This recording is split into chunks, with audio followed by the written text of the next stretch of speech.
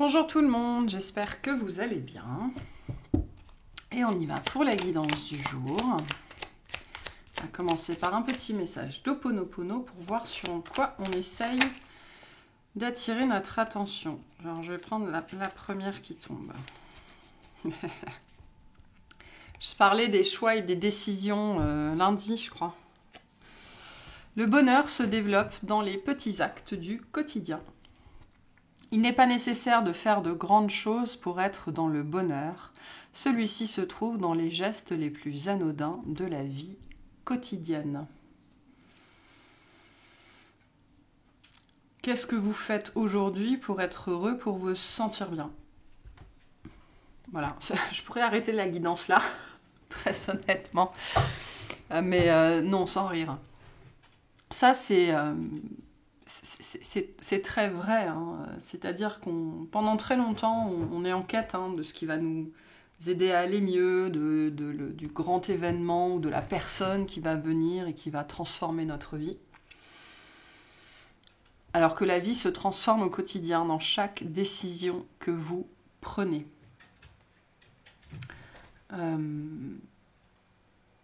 La décision de vous occuper de vous, d'arrêter de vous négliger, de vous occuper de vous écouter, de faire ce qui vous fait plaisir, de vous accorder un instant pour souffler, pour respirer, pour des choses aussi bêtes que véritablement s'asseoir pour juste savourer son café, au lieu de le boire mécaniquement, de prendre son dessert et de le savourer plutôt que de l'engloutir mécaniquement.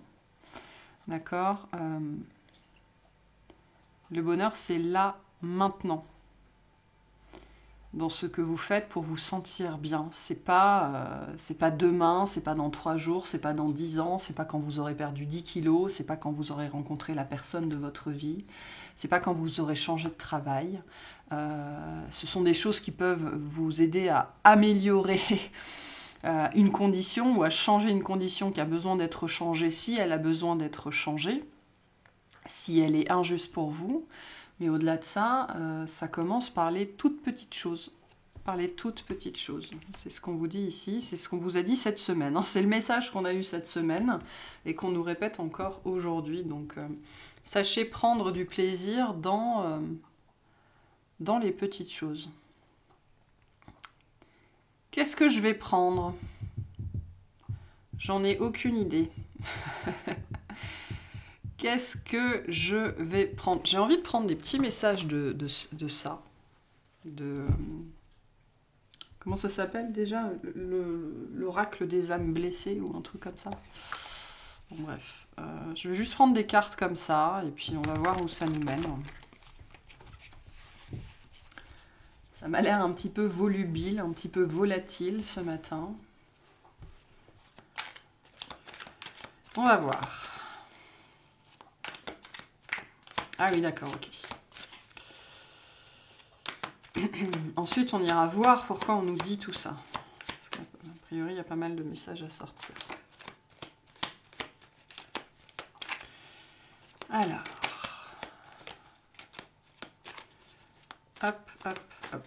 Qu'est-ce qu'on a? 68. Il est bon de ne jamais, jamais oublier de croire, de savoir à quel point nous sommes aimés, estimés et protégés par ceux qui vivent de l'autre côté du voile. Donc ça peut... ceux qui vivent de l'autre côté du voile, ce sera différent pour chacun. Pour certains, ça va être Dieu, ça va être vos défunts, ça va être vos guides, ça va être les esprits de la nature, peu importe. Donc c'est ce qu'on vous dit ici aussi. Il y a peut-être des gens ici qui vont mal, qui ont l'impression que tout va mal dans leur vie et ils ne trouvent pas de porte de sortie. On vous dit la porte de sortie, elle passe par votre vie quotidienne. Remettre de la lumière, de la chaleur dans votre vie, ça commence par allumer la lumière et rallumer le chauffage, d'accord? Donc au sens propre ou au sens figuré, c'est complètement symbolique ici, bien évidemment.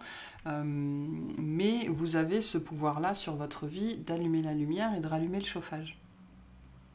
Donc de mettre de la chaleur dans votre quotidien. Si vous ne vous sentez pas chez vous, peut-être qu'il faut faire quelques transformations pour y remédier. Peut-être que ça commence par là. Je ne sais pas pourquoi, là, on parle de ça, de gens qui sont en quête de leur chez-soi, dans la matière. Et bien peut-être que avant de courir après l'appartement ou la maison parfaite, il convient, là où vous êtes, de le transformer, de transformer votre intérieur pour qu'il soit le reflet de vous-même. D'arrêter de vivre dans les murs, entre guillemets, dans les murs de quelqu'un d'autre. C'est-à-dire d'apporter votre touche personnelle, votre propre chaleur. Je sais pas pourquoi je suis partie là-dedans. Mais... 64. Les pires épreuves ont un sens caché profond. C'est pour ça que je vous disais, pour moi, il y a des gens ici qui trouvent plus la lumière, qui trouvent plus l'interrupteur, qui savent plus comment faire. Donc ce qu'on vous dit, première étape, c'est très simple, c'est beaucoup plus simple que ce que vous croyez. Le sens est là, sachez que derrière ce qu'on vit, il y a toujours un sens, il y a toujours une quête. Mais c'est quelque chose sur lequel on ne peut pas nécessairement mettre le doigt tant qu'on n'a pas sorti la tête hors de l'eau. Première étape, entre guillemets, se mettre à l'aise, être le plus confortable possible dans sa vie. Voilà. Faire ce qui est bon pour soi à l'instant T, ce qui nous fait du bien. Ce qui nous sent... il y a une histoire de chaleur ici. Ce qui nous sent... nous fait nous sentir bienvenus. Ou alors nous fait nous sentir à notre place ou vraiment dans une énergie très cocoon.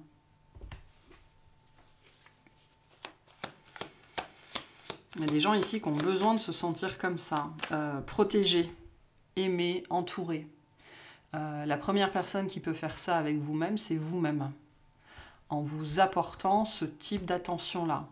Je sais pas moi, le gros pyjama pilou-pilou, le plaid, le chocolat chaud, enfin voilà, ce genre de truc-là. Vous avez le droit de faire ça. C'est pas réservé aux dépressifs, entre guillemets, c'est pas réservé aux enfants. Vous avez le droit de faire ça à n'importe quel âge. Vous avez le droit de manger des céréales avec du lait chaud à 65 ans. C'est con dit comme ça, mais 99. Il y a toujours une cause à une peur, une terreur ou une phobie. La difficulté est de la trouver. Donc il y a une cause à ce que vous vivez. Il y a une raison à ce que vous vivez. Et pour certains, vous avez besoin de vous apaiser, de vous calmer. Je vous ai dit, il faut sortir la tête de l'eau pour le trouver. Vous avez besoin de vous apaiser, de vous calmer. Et donc de retrouver un certain sens du bonheur ou en tout cas du bien-être pour réussir à sortir la tête de l'eau. Donc là, il y a une cause à ce que vous vivez. C'est ce qu'on vous dit ici.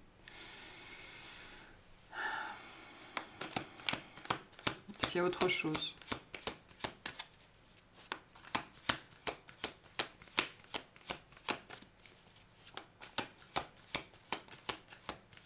Non. Donc, nous allons chercher cette cause. J'adore. Lorsqu'est trouvée l'origine première, qu'elle est mise en lumière, enfin peut s'épanouir l'ouverture à la guérison. Donc, nous sommes en quête de l'origine ici. Et nous allons essayer de trouver d'où vient cette absence de chaleur. Je vais le définir comme ça parce que je le reçois, moi, comme un besoin de se sentir choyé, entouré, protégé, cocoon. Et donc, d'où vient cette absence de chaleur effective dans votre vie? Mais si elle est effective dans votre vie, c'est-à-dire que c'est ce que vous ressentez, c'est ce qui est présent à l'intérieur de vous, ou tout simplement cette absence de chaleur à l'intérieur de vous, quoi, vraiment. Quelque chose que vous vivez comme ça. Et on me montre que ça vous fait voir la vie de façon très grise. Et on me montre un appartement tout gris. Tout gris. Sans lumière, sans chauffage, mais parce que vous n'avez pas allumé la lumière, vous n'avez pas allumé le chauffage. C'est-à-dire que vous ne vous êtes pas approprié les lieux, dans le sens où vous choisissez vous-même de rester dans le noir. Parce que ça matche avec votre état intérieur, en fait. Et donc le reflet sur votre lieu de vie peut-être, ou sur un côté grise mine hein, de la vie autour de vous, n'est qu'un reflet de votre état intérieur. Voilà. Donc certaines personnes, c'est ça, hein, si vous trouvez que la vie autour de vous fait grise mine, ben c'est sans doute un reflet qu'elle vous renvoie hein, de vous-même. Hein. Vous faites peut-être grise mine sans le savoir. Hein.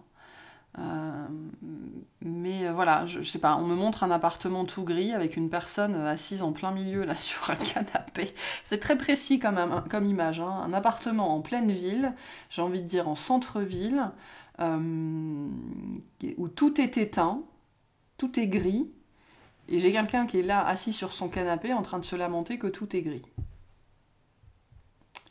Ok, bon, pourquoi pas.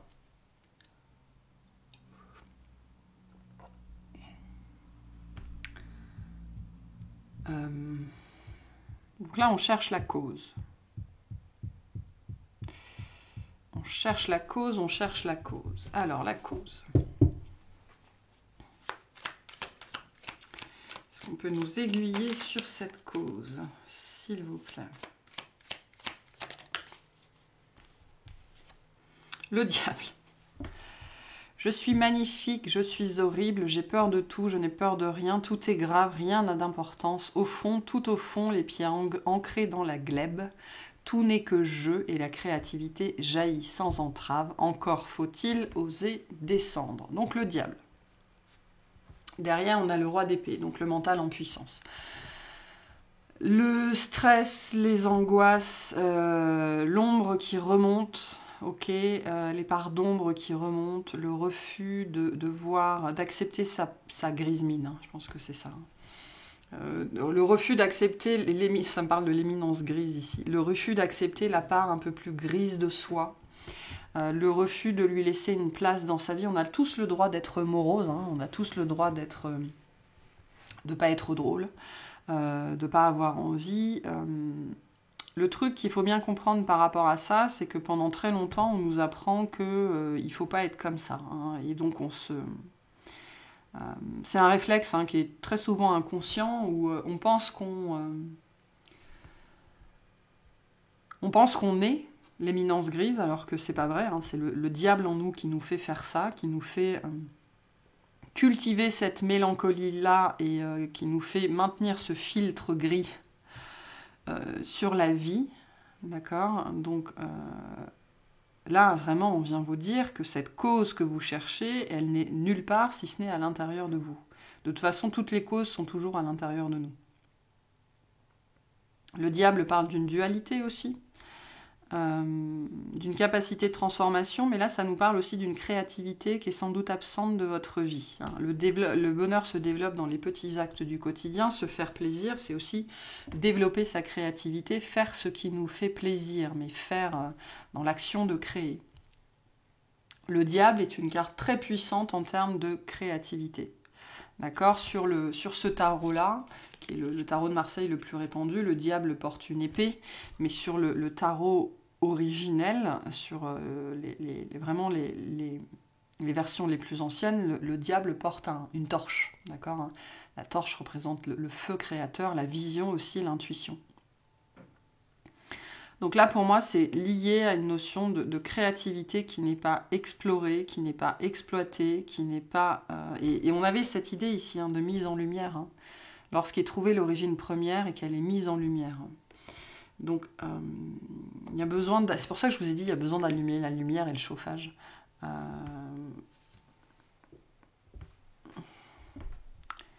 Il y a peut-être une certaine dose d'indolence aussi, là, pour certains d'entre vous, où on se complaît...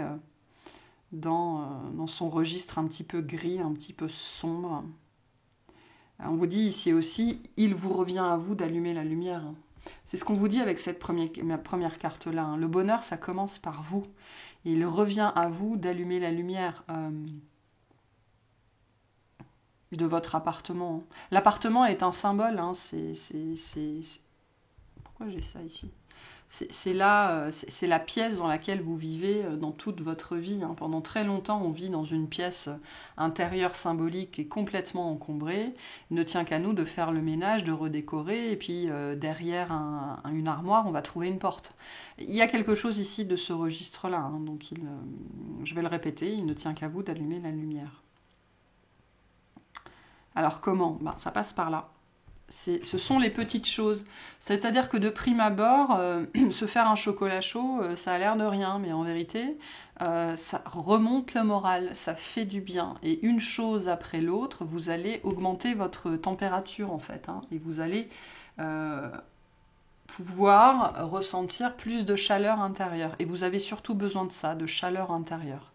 Donc c'est pas nécessairement de chaleur extérieure, vous n'avez pas besoin des autres, hein, on n'a pas besoin des autres pour être heureux. Mais ça, il faut un certain temps et une certaine gamme d'expériences pour le comprendre. Mais on n'a pas besoin des autres pour être heureux. La chaleur, ça commence par soi. Et vous avez besoin de retrouver de la chaleur. Qu'est-ce que vous pouvez mettre en place pour retrouver de la chaleur? Ok. On va voir. Mettre ça de côté. Sur quoi on vous invite à vous focaliser pour trouver l'interrupteur dans le noir.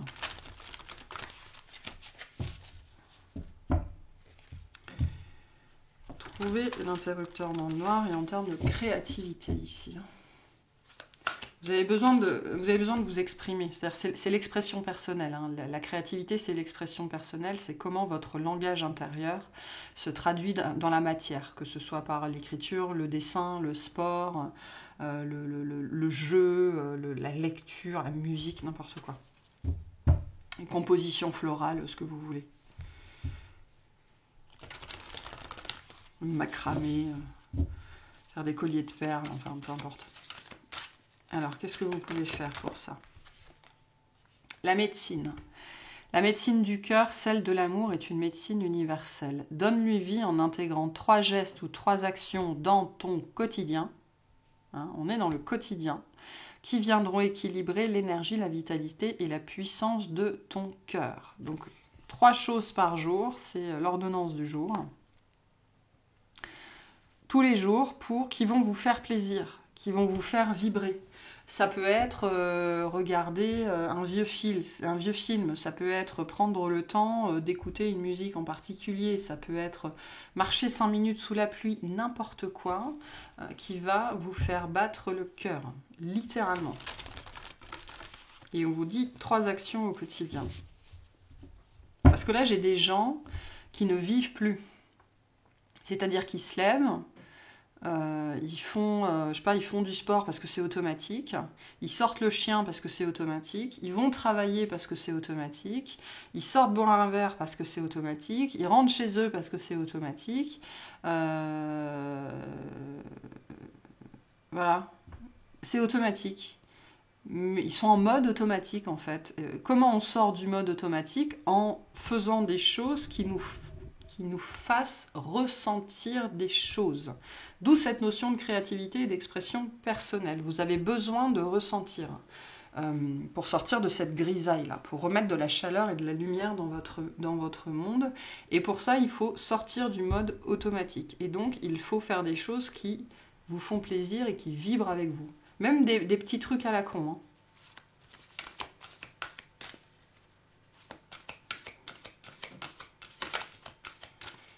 Que vous pouvez faire. On a l'ouverture. Aujourd'hui est le jour parfait pour ouvrir ton cœur, pour l'ouvrir à toi-même, à ton âme, à ton corps et à ton esprit, pour l'ouvrir à la vie et à ses surprises, pour l'ouvrir aux autres, qu'ils soient bons ou moins bons. Donc essayez des choses nouvelles. C'est ce qu'on vous dit ici. Hein. Il s'agit d'éclore ici, hein, parce que tant qu'on est fermé, on est en mode automatique. Donc ouvrez-vous à de nouvelles possibilités, à de nouvelles personnes, à de nouvelles musiques, à de nouvelles saveurs, à autre chose. Ouvrez-vous à de la nouveauté. Vraiment, et ça va vous permettre de retrouver des sensations, parce que j'ai des gens qui sont complètement non seulement coupés de leurs sensations, mais du coup complètement coupés de leurs ressentis. Pour certains, là, vous mangez tous les jours la même chose.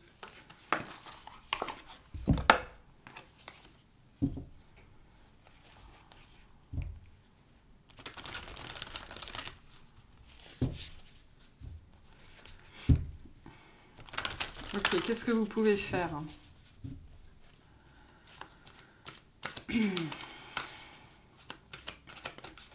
Merci.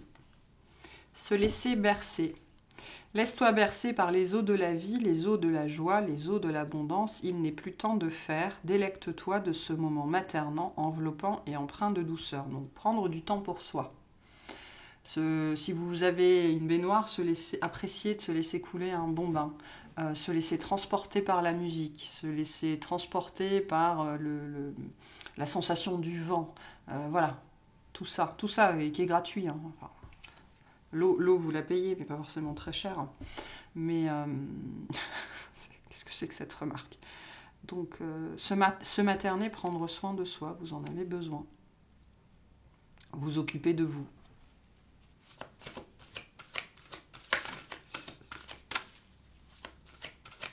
Prenez le temps de ne rien faire aussi. Parce que quand on est en mode automatique, on fait plein de choses.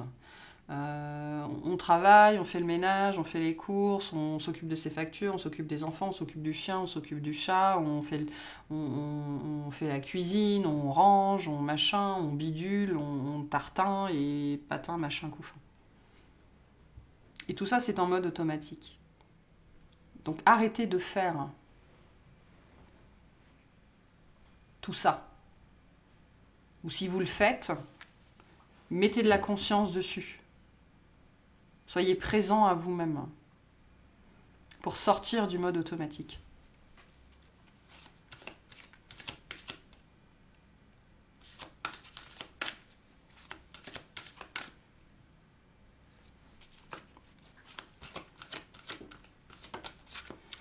Et on a transmuté. Tu as le pouvoir de transformer chaque chose, de percevoir positivement ou avec neutralité une situation, mais surtout de transmuter ta peur en petits moments de courage quotidien. Donc la grisaille représente la neutralité. Hein. Donc sortez de cette énergie très grise, voilà, moi je ne peux pas le dire autrement, très grise, très neutre, que vous avez soit de manière générale dans votre vie, soit sur un sujet particulier en fait. On vous dit, et vraiment ici, on vous dit la solution à votre problématique, c'est de ressentir. Vous avez besoin de ressentir ce qu'il se passe à l'intérieur de vous, d'arrêter d'étouffer vos sensations et vos émotions, et de remettre du ressenti, de la vie dans votre corps en fait, hein, et de retrouver cette ouverture du cœur.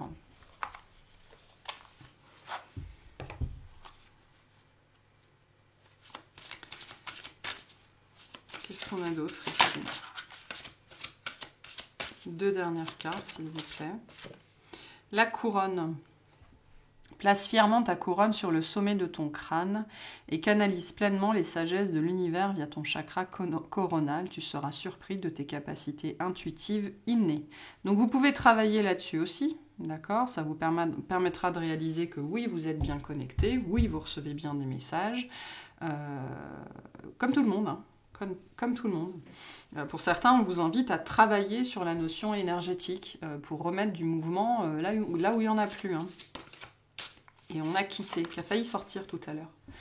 Il est temps de prendre du recul par rapport à cette situation ou cette relation qui ne te convient pas. Cesse d'essayer de t'adapter en vain. Respire, libère tes sinus et rassemble ton courage pour t'éloigner enfin. Donc il y a quelque chose en vérité qui, je pense, vous rend profondément triste.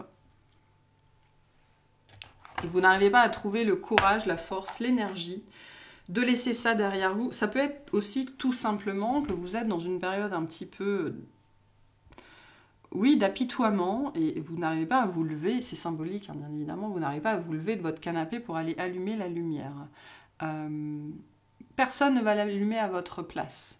Ok, donc ça, parfois, ces temps-là où on se laisse couler, on en a besoin. Ils sont nécessaires.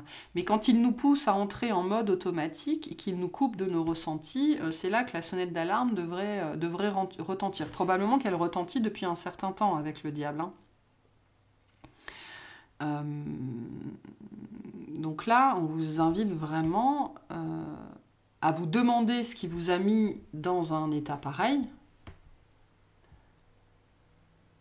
et à vous demander pourquoi c'est toujours présent dans votre vie, si ça vous a mis dans un état pareil. Et si vous ne pouvez pas le sortir de votre vie pour X raisons, pourquoi vous n'avez toujours pas mis en place des changements pour que ce soit plus supportable, voire agréable pour vous? Parce qu'il y a toujours des solutions. La problématique, c'est que pendant très longtemps, c'est le mental qui se fait des films et on se dit que c'est impossible, ça peut pas s'améliorer, mais on ne cherche même pas à améliorer les choses. C'est-à-dire qu'à la base, on se renseigne même pas. Donc il n'y a pas spécifiquement d'efforts qui sont faits, il y a juste de l'apitoiement en se disant « Oh là là, c'est difficile ». C'est pas un jugement, on passe tous par là. Je suis passée par là aussi, j'y repasserai encore sans doute.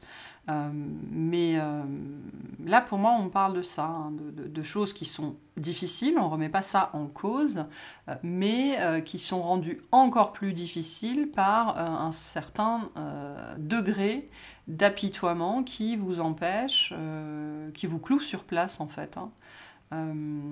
Parce que vous avez tellement peur que ça ne s'arrange pas et de ne pas trouver la solution que vous ne la cherchez même pas. Je pense que c'est cet état-là. Quand on parle de quitter, pour moi, c'est cet état d'esprit-là qu'il faut quitter, de défaite avant même d'avoir essayé, quoi. Avant même d'avoir essayé.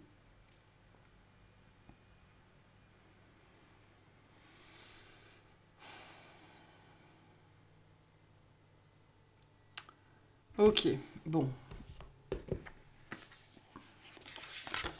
Je vais vous prendre une carte de l'oracle cœur, corps, esprit et je vais vous le lire parce que très honnêtement je vois pas grand chose à dire de plus ce matin. Ce message résonnera avec qui il doit résonner.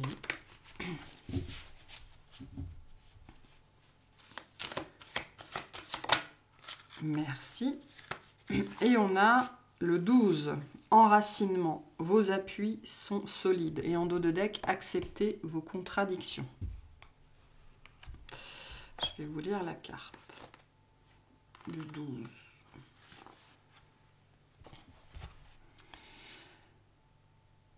Alors, qu'est-ce que je vais vous lire ? Réflexion, je suis à la hauteur de mon ancrage. Le symbole du colosse au pied d'argile n'est pas une vue de l'esprit. La table d'émeraude d'Hermès Trismégiste explique que ce qui est en bas est comme ce qui est en haut, et ce qui est en haut est comme ce qui est en bas. Cette grisaille que vous voyez à l'extérieur n'est que le reflet de celle qui est à l'intérieur. Certains sous-entendent que le bas, connoté négativement, représenterait ce qui est inférieur, alors que le haut véhiculerait des valeurs supérieures. Les bas instincts, prendre de la hauteur, l'opposition polarisée et hiérarchisée haut et bas est une convention arbitraire. Comment effacer la prépondérance du lien sémantique du mot bas au mépris et à la médiocrité pour l'associer à l'accessibilité et au pragmatisme ? Pourquoi devrais-je être à la hauteur plutôt qu'être à la petitesse ? Pourquoi se retrouver au ras des pâquerettes est-il péjoratif plutôt que valorisant ? Je prends conscience des injonctions inconscientes, des définitions lexicales et des consensus historiques. Ce faisant, je me libère. Pour certains d'entre vous ici, vous essayez d'être parfait. Hein, c'est ce côté automatisme où vous répondez à des injonctions. Voilà, c'est comme cette idée, je vous disais, il y a quelqu'un qui se lève le matin et qui fait du sport parce que,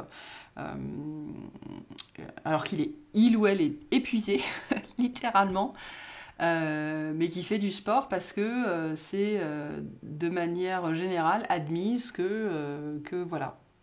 Et qui ne se pose pas de question de savoir si, vu son niveau d'énergie, il a les ressources nécessaires pour faire du sport ou s'il faudrait mieux qu'il reste 1 heure de plus à dormir, quoi. Donc, quels sont les consensus qui mènent, on me dit, qui mènent votre vie par le bout du nez et qui vous conduisent à être en mode automatique ? Parce que vous répondez à des injonctions, vous ne savez même pas d'où ça vient, vous n'en avez même pas conscience probablement, mais vous suivez ça, vous savez, c'est comme l'âne et la carotte, quoi. C'est pareil. Action. J'optimise la force de gravité.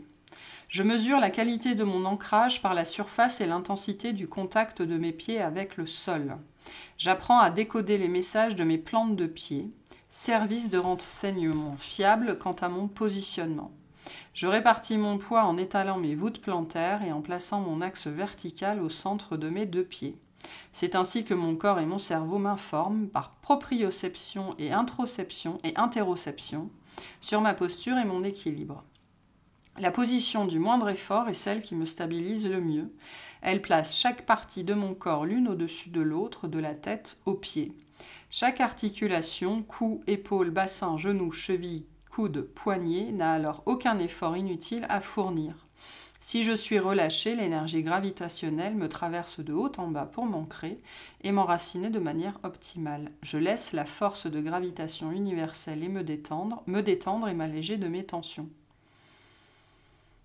Je vous relis. Aucun effort inutile à fournir. Quels sont les efforts inutiles que vous fournissez pour répondre à ces fameuses injonctions qui font que je pense que pour la majorité d'entre vous, votre niveau d'énergie, mais c'est-à-dire votre niveau de disponibilité, que ce soit mentale, physique, émotionnelle, est probablement au ras des pâquerettes. Et quand on en arrive à voir la vie de façon grise, quand plus rien ne nous intéresse, quand on ne ressent plus rien, c'est le plus gros et j'ai envie de dire le pire signal d'alarme qui existe, que ça ne va pas. Que ça ne va pas. Le mode automatique est un signal d'alarme en soi. Et on a la contemplation. Je contacte l'énergie de la matière. L'enracinement au sol par le poids de mon corps me permet de sentir l'effet de l'énergie gravitationnelle invisible. Je ne perçois l'énergie du vent que par son impact sur les objets matériels. Je m'oppose ou me soumets au vent en le résistant ou en le suivant. Je me sers de mes perceptions kinesthésiques pour savoir d'où il vient et où il peut m'emmener. Mes sensations sont le radar d'un monde extérieur qui me révèle mon monde intérieur. Je m'exerce à ressentir les sensations subtiles au sein de mes sensations plus grossières. Dans une douleur, je peux d'abord ressentir une tension compacte et uniforme, une chaleur, ensuite des mouvements de tiraillement, d'élancement, puis des petites zones de picotement, de bouillonnement, puis encore de minuscules vibrations, jusqu'à l'état ultime de vide où je ne sens plus rien. Je deviens mon propre expert scientifique.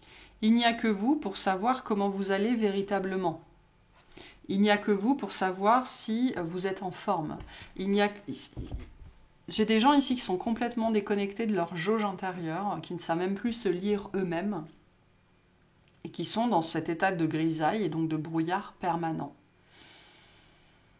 Et pour sortir de là, vous avez besoin de remettre du ressenti dans votre vie et de reprendre conscience de vous-même.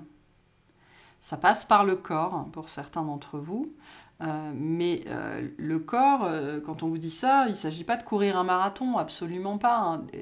Des étirements le matin, ça peut suffire. Remettre de la sensation là où il n'y en a plus, que ce soit au niveau corporel ou au niveau émotionnel.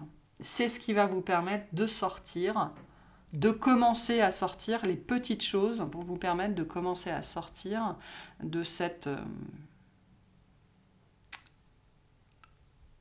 purée de poids. C'est même pas une notion de brouillard ou de choses comme ça, d'apathie dans laquelle certains d'entre vous sont. Voilà.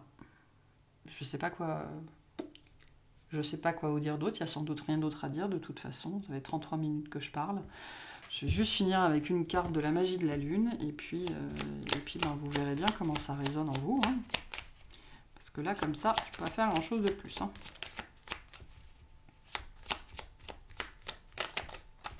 Merci. L'amour. La seule chose importante dans cette vie est de pouvoir manifester l'amour pour toi-même et pour les autres. Lorsque tu doutes, retourne dans ton cœur et écoute sa sagesse. 3 choses par jour qui vous font plaisir et qui sont faites pour vous. Montrez-vous de l'amour à vous-même en vous écoutant. Et non pas en vous faisant violence. Hein, c'est pas du tout la même chose. La discipline est une preuve d'amour et une preuve de respect envers soi-même, d'accord, mais la violence à soi, c'est-à-dire le non-respect de ses limites et de ses niveaux d'énergie, c'est de la violence, littéralement, c'est du désamour envers soi. Voilà pour cette guidance. J'espère qu'elle vous aura parlé. Peut-être à défaut de vous plaire, mais c'est pas très grave. Et je vous remercie de m'avoir écouté. Je vous souhaite une excellente fin de semaine.